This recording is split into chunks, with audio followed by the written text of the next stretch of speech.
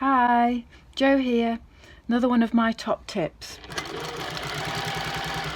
These little pieces of fabric have just been stuck on with a glue stick.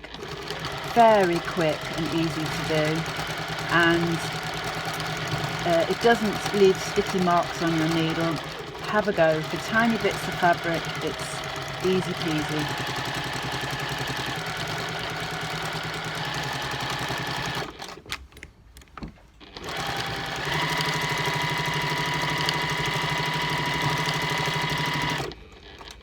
It's sometimes nice to make things a bit different. I've done this design with fabric circles everywhere. I'm now going to do one without any fabric behind. It really brings it to life.